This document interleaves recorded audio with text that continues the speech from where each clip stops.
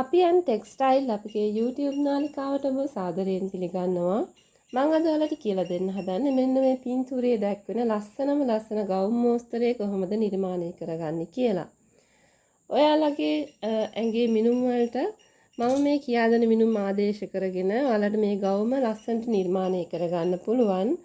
මම මේක කියලා දෙන්නේ සෙන්ටිමීටර වලින් ඔයාලා අඟල් වලින් ඒවා ලියා ගන්න. අපි එහෙනම් බලමු මේ ඇඳුම කොහොමද නිර්මාණය කරගන්නේ කියලා. මම මේ කොළය දෙකට නමලා තියෙනවා. ඉදිරිපස සහ පිටුපස බ්ලොක් එක දෙකම එකට තමයි මුලින් නිර්මාණය කරන්නේ. පසුව ඊට අදාළව වෙනස්කම් සිදු කරගනිමු. මේ ආකාරයට මම කියලා තියෙනවා. මුලින්ම මම ඉහළින් රේඛාවක් ඇඳ ගන්නවා. මේ තමයි මගේ උරහිස රේඛාව. මේ උරහිස රේඛාව. මගේ උරහිස මිනුම අඟල් 14යි. ඒ වගේම මූලික කර පළල අඟල් 3ක් වෙනවා. මම අඟල් 3 මේ ආකාරයට ලකුණු කර ගන්නවා. අඟල් 3යි. මූලික කර ගැඹුර අඟල් 3මාරයි. අඟල් 3මාර මේ ආකාරයට ලකුණු කරලා මේ ආකාරයට මූලික කර ඇඳ ගන්න පුළුවන්. උරහිස මිනුම අඟල් 14යි. අඟල් 14 දෙකට බෙදලා එන අඟල් 7 මේ රේඛාව මත මේ ආකාරයට ලකුණු කරගන්න. අඟල් 7යි. එම අඟල් 7 ලකුණු කරපු ලක්ෂයේ ඉඳන් පහළට අඟල් 1ක් ලකුණු කරලා උරහිස ඇල රේඛාව මේ ආකාරයට ඇඳ ගන්න. උරහිස රේඛාවේ ඉඳන් අඟල් 7මාරක් පහළින් මූලික අත්කට උස රේඛාව මේ පේන ආකාරයට ඇඳ ගන්න. උරහිස පළල අඟල් 14 දෙකට බෙදලා එන සංඛ්‍යාවට අඟල් භාගයක් එකතු කරපු ස්ථානය තමයි රේඛාව තමයි මේ අඟල් 7මාර. එම අඟල් 7මාර රේඛාවේ මේ ආකාරයට කෙලින් රේඛාවක් ඇඳගෙන එම රේඛාවේ හරි මැද ලක්ෂය මේ ආකාරයට ලකුණු කරගන්න. එම හරි මැද ලක්ෂයේ ඉඳන් අඟල් භාගයක් මේ පැත්තට ලකුණු කරගන්න. අඟල් භාගයයි. මගේ පපුවට මිනුම වෙනවා අඟල් 38ක්. අඟල් 38ට බුරුල විදිහට අඟල් දෙකක් එකතු කරලා 4ෙන් බෙදලා එන සංඛ්‍යාව වෙන්නේ අඟල් 10යි. එම අඟල් 10 මෙම රේඛාව මත මේ ආකාරයට ලකුණු කරගන්න. අඟල් 10යි. ඉන්පසුව අත්කට මේ ආකාරයට ලකුණු කරගන්න. උරහිස රේඛාවේ ඉඳන් අඟල් 15ක් පහළින් මගේ ඉන රේඛාව පිහිටනවා. අඟල් 15ක් පහළින් මේ ආකාරයට ඉන රේඛාව ඇඳ ගන්න. ඉන රේඛාවේ සිට අඟල් 7ක් පහළින් මගේ උකුල රේඛාව පිහිටනවා. මෙම උකුල රේඛාව ඔයාලගේ ශරීරයෙන් මැනලා ලබා ගන්න පුළුවන්.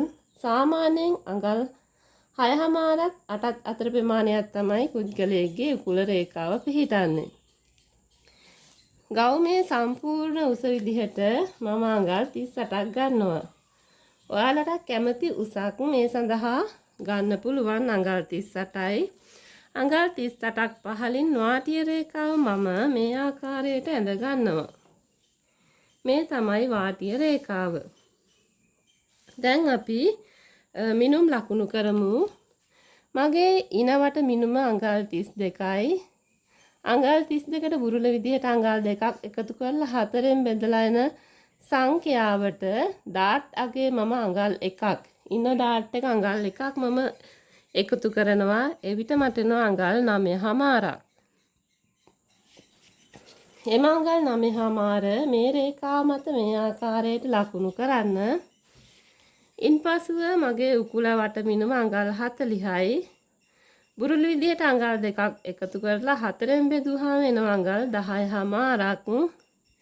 එම අඟල් 10මාර මේ රේඛාව මත මේ ආකාරයට ලකුණු කරගන්න. අඟල් 10.5යි. ඉන්පසු මේ ආකාරයට රේඛාවන් සම්පූර්ණ කරගන්න. මෙම අඟල් 10 හමාරම පහළ වාටිය රේඛාවෙත් ලකුණු කරලා මේ ආකාරයට රේඛාවක් ඇඳ ගන්න. දැන් අපි ඩාට් අගේ ලකුණු කරමු. උරහිස රේඛාවෙන් ඉඳන් අඟල් 10ක් පහළින් මගේ පපුවට උස රේඛාව මේ ආකාරයට පිහිටනවා. අඟල් 10ක් පහළින් පොයින්ට් අතර පරතරය මගේ අඟල් 7යි 7 දෙකට බෙදුවම අඟල් 3මාරයි. අඟල් 3මාර මේ ආකාරයට ලකුණු කරන්න. ඉන්පසුව මේ ආකාරයට රේඛාවක් ඇඳ ගන්න. දැන් අපි ඉන්නට තිබ්බ අඟල් එක එම රේඛාවේ ඉඳන් අඟල් භාගයේ දෙපැත්තට මේ ආකාරයට ලකුණු කරලා රේඛාවක් මේ ආකාරයට ඩාට් එක ඇඳ ගන්න. පහළ උකුර රේඛාවෙත් අඟල් 3මාර මේ ආකාරයට ලකුණු කරලා එම ලකුණු කරපු ලක්ෂයේ ඉඳන් අඟල් 2ක් ඉහළට ලකුණු කරලා ඩාට් එක මේ ආකාරයට සම්පූර්ණ කරගන්න. දැන් අපි මේ ගවුමේ ප්‍රින්සස් ලයින් හැඩය ලබා දෙමු. ඒ සඳහා ඉහළ සිට අඟල් 4ක් පහළින් මේ ආකාරයට ලක්ෂයක් ලකුණු කරලා මේ ආකාරයට රේඛාවක් ඩාට් එකට ඇඳ ගන්න. මෙතන තියෙන අඟල් 3මාරම පහළ වාටිය රේඛාවෙත් ලකුණු කරලා රේඛාවක් ඇඳ ගන්න. දැන් අපිට මේ රූපයේ පේන ආකාරයට දෙපැත්තෙන් කට් එකක් දාලා තියෙනවා. ඒ වගේම කැද කරලා තියෙනවා. අපි එම කට් එක ලබා දෙමු. ඒ සඳහා ඉනේ ඉඳන් අඟල් 3ක් පහළින් මේ ආකාරයට ලකුණු කරලා මේ විදිහට රේඛාවක් ඇඳ ගන්න. ඉන්පසුව මෙතන තියෙන කොටස සමාන කොටස් 4කට මේ ආකාරයට ලකුණු කරලා රේඛාවන් මේ පේන ආකාරයට ඇඳ ගන්න. ඉන්පසුව නම් කරගන්න 1 2 3 4 කොටස් 4යි. තව මෙතනදී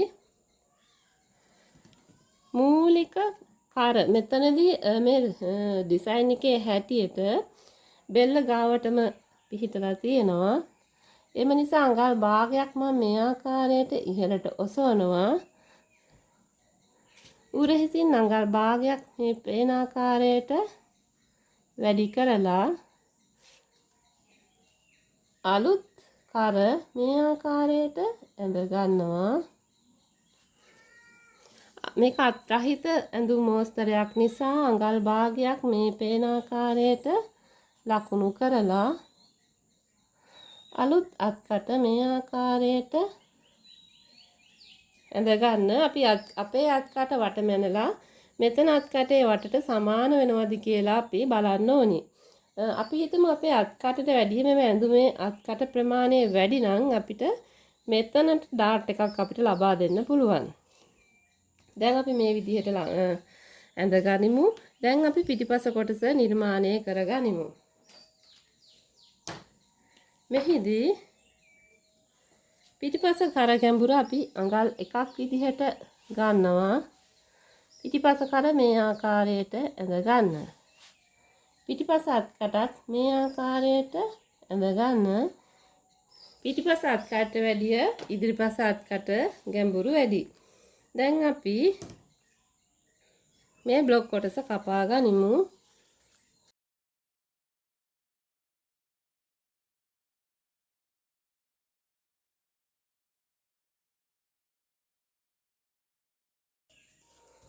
මේ පපුවට රේඛාව, මූලික අත්කට උස රේඛාව, ඉන රේඛාව, උකුල වට රේඛාව. ඉන්පසු මම ඩාට් එකක් මේ ආකාරයට ලකුණු කරගන්නවා. ප්‍රින්සස් ලයින් හැඩයත් මේ ආකාරයට මම ලකුණු කරගන්නවා. මෙම හැඩයත් මේ ආකාරයට ලකුණු කරගන්නවා.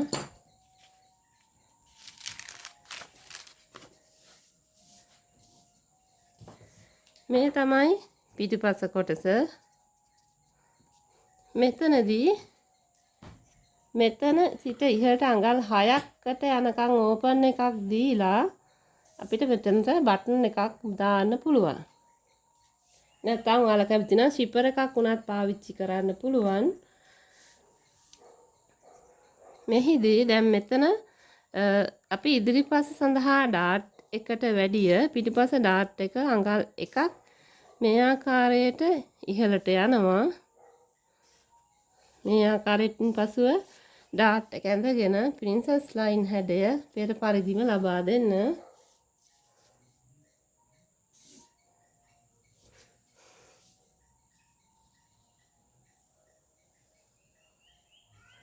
මේක පිටිපස මේ ආකාරයට තමයි පිටිපස නිර්මාණය වුනේ. මේ තමයි ඉදිරිපස. ඉදිරිපස වැඩි කොටස් ටික කපලා ඉවත් කර ගනිමු. මේ ආකාරයට දැන් අපි මේ රේඛාවන් දිගේ වෙන් කර ගනිමු.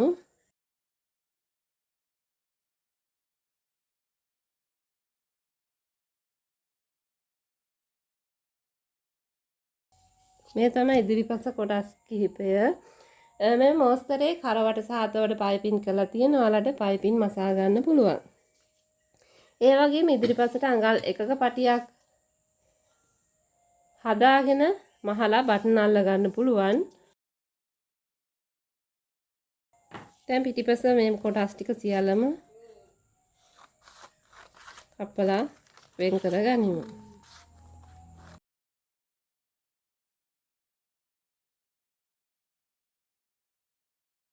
ඉන්පසුව ඉදිරිපස සහ පිටුපස මෙම කොටස් දෙක මේ ආකාරයට අලව ගන්න. මෙම කොටසත් මේ ආකාරයටම කොටස් 4කට මේ ආකාරයට ලකුණු කරගෙන පහළ සිට ඉහළට කපා ගන්න. පහළ සිට ඉහළට මේ ආකාරයට ඊට කලින් හරහට අපි රේඛාවක් ඇඳ ගන්න ඕනි. මේ ආකාරයට ඉන්පසුව කොටස් වෙන් කර ගන්න.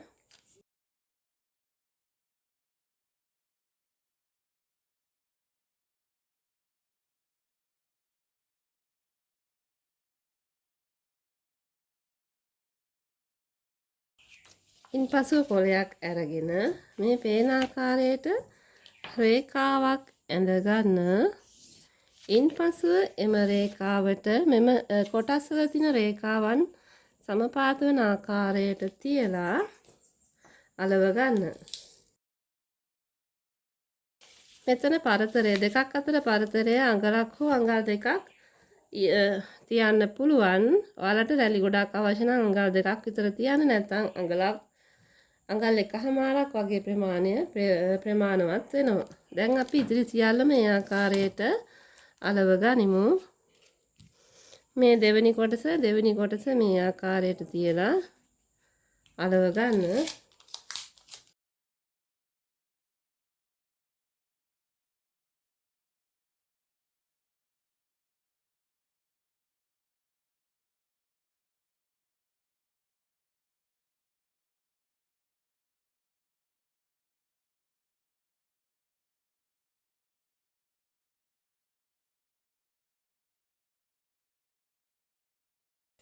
මම දැන් මේ ආකාරයට අලව ගත්තා. ඉන්පසු මේ ආකාරයට හැඩය ඇඳ ගන්න. මේ හැඩය ඊට පස්සේ ගැදර් කරලා ඉදි කොටසට තියලා මසා ගන්න.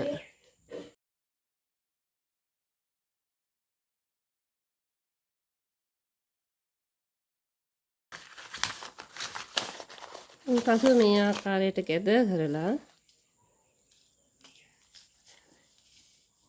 ඉහළ කොටස් සියල්ල මසා අවසානයේදී මෙම කොටසට තියලා මේ ආකාරයට ගැදර් කරලා තියලා මහා ගන්න පුළුවන්.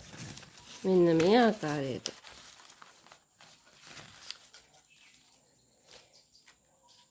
මම හිතනවා මේ ගව් මෝස්තර ඔයාලට පැහැදිලි වෙන්නේ නැති කියලා.